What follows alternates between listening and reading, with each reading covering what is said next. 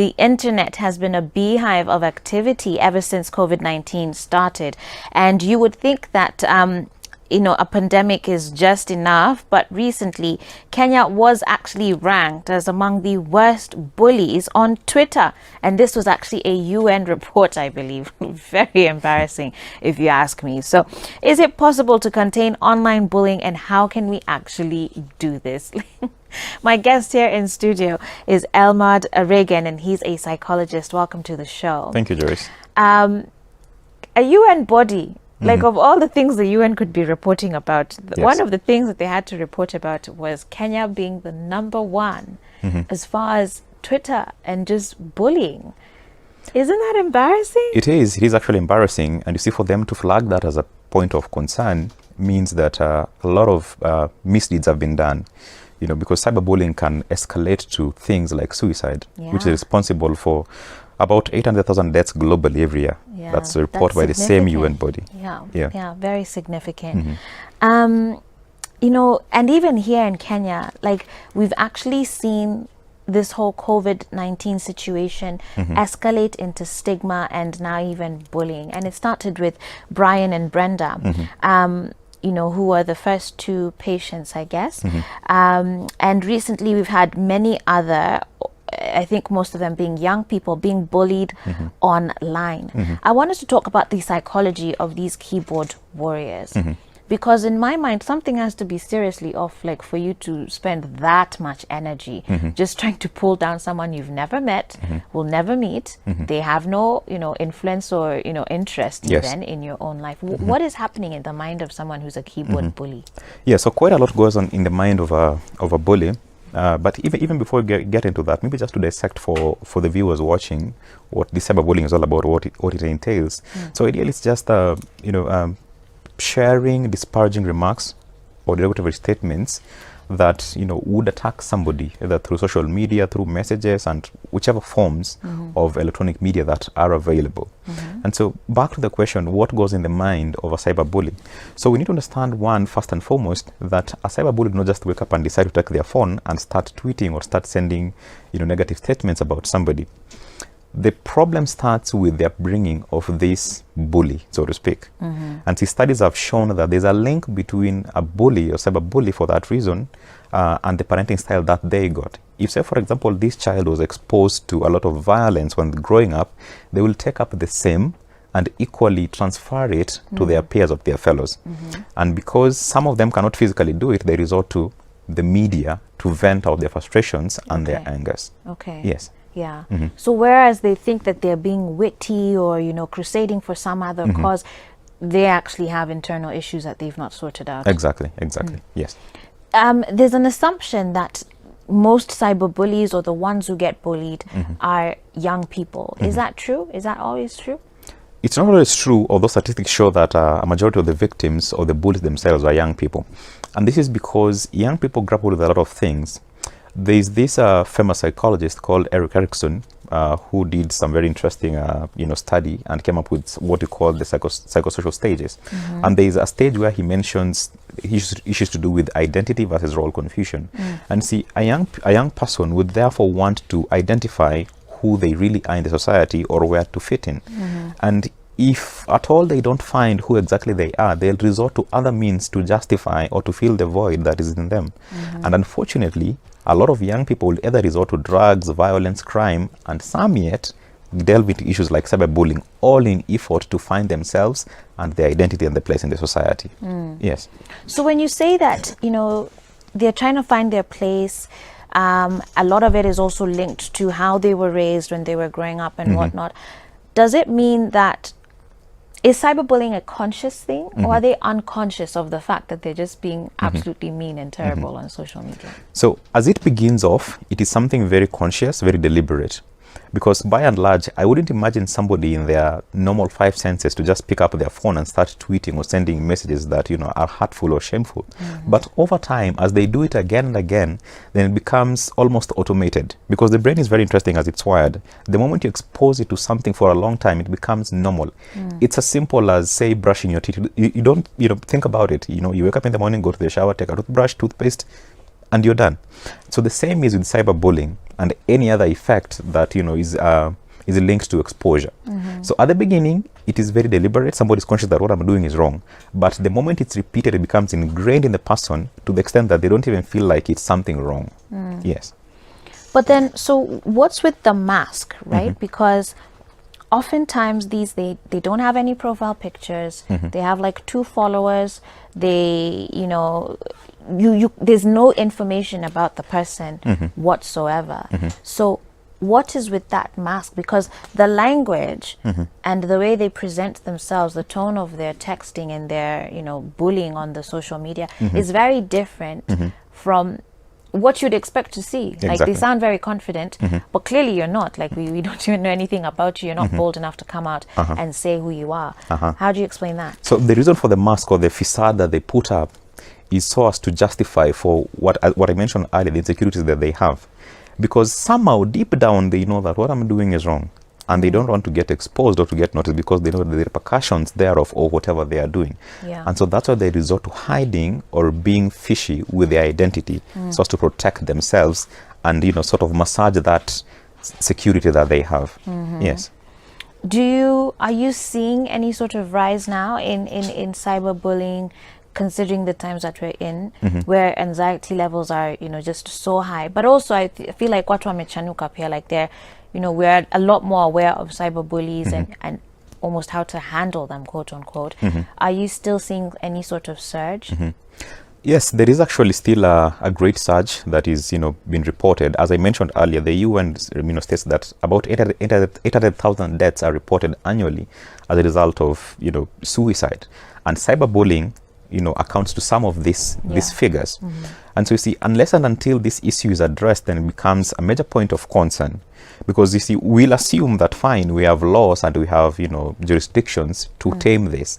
But for as long as nobody is coming to the front line and speaking to them as it should, or rather handling the issue as should, then the numbers will keep on rising. Well, tell me about that, because you're talking about laws and policies.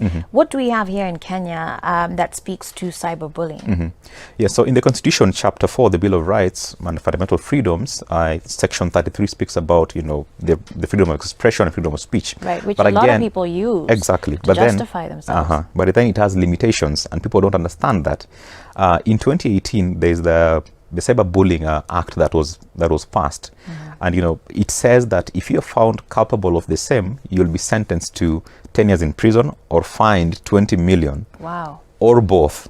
Wow. And so you see, until you start understanding or speaking about these things, then it becomes almost normal. Right. And because you have to ask, who has anyone been found culpable? What does it mean to be found culpable? Has anybody you know, had to pay that fine? Yeah, because if assuming one person is found and they're, you know, they are convicted, then people say, oh, okay, oops, there's something here, something is happening. We need to be more careful. Okay. So it is a multifaceted approach that needs to be put in place.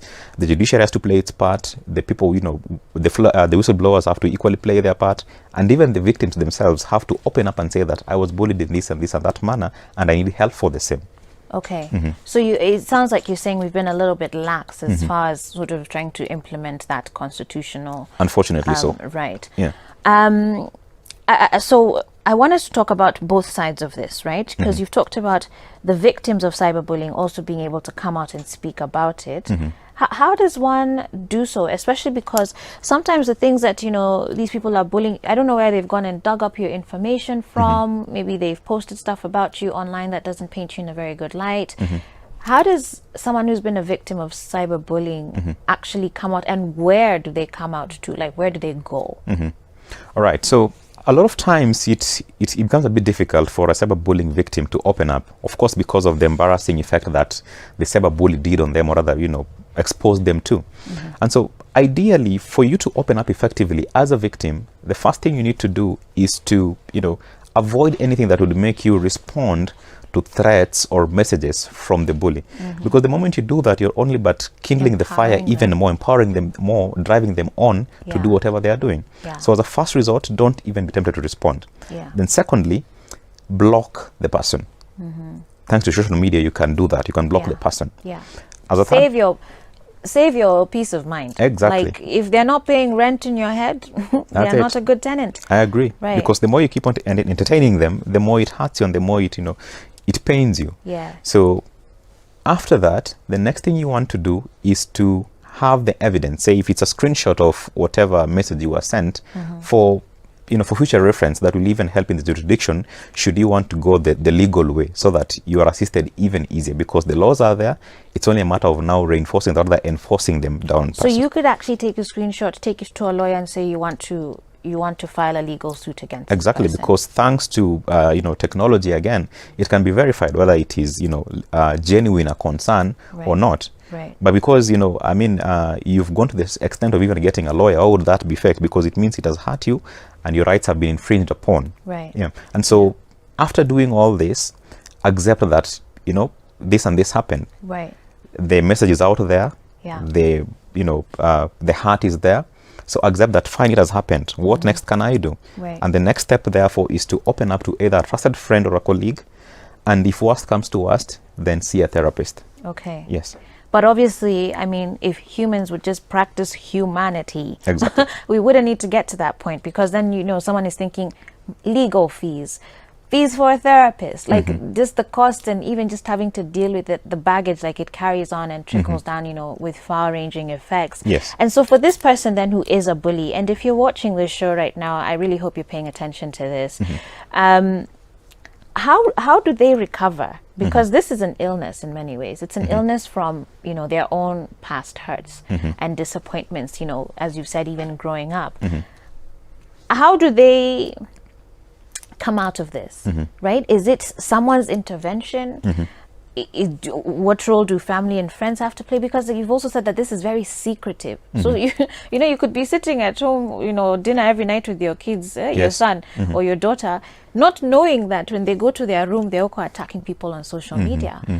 How does one get out of that space? What does it take for one to recover from being a cyberbully?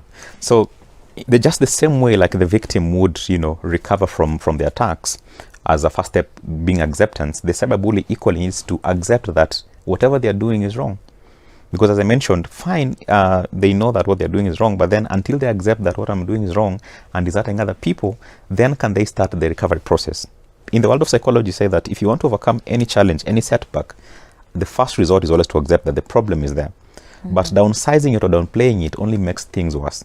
So as a bully, the moment you accept that I have this challenge and I need to help for it, it becomes easier. Because the moment you accept and open up to people, you put the problem to perspective. Okay? And so that means you'll be exposed to other persons, maybe who are also cyberbullies, who will share the same experiences that they had as cyberbullies and how they cope through. So I would really insist on the first step of accepting that there is a problem, and equally, again, open up to somebody that you trust, and that equally means well for you, so that they'll help you overcome the hurdle that you have.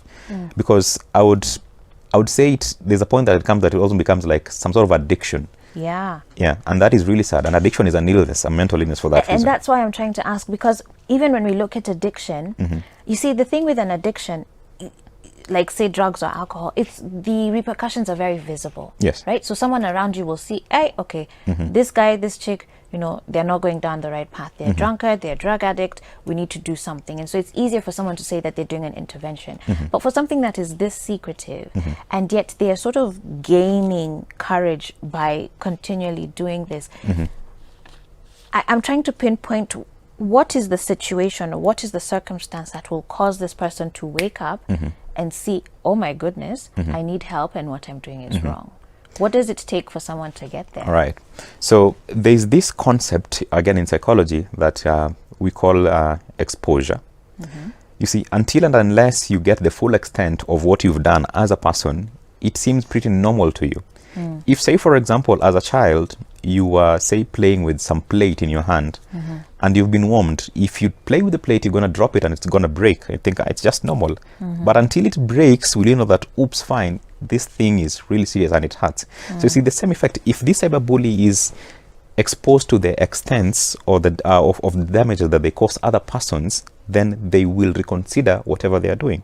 Some have apologized because of their actions after knowing that whatever they did, whatever they said, hurt other people's or pushed some people to depression, and some unfortunately to suicide.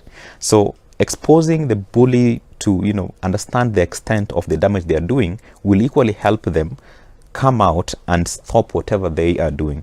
Because as it is in effect, some, as I mentioned earlier, are not fully aware of the repercussions that they are doing. But the moment it is exposed to them and they understand what it causes, therefore, then will they start taking a step back and reflecting and step towards change. Okay. Yeah. So there's clearly a very thin line here between cyberbullying and having your own opinion, right? And speaking your mind out and saying that, you know, it's part of my constitutional right.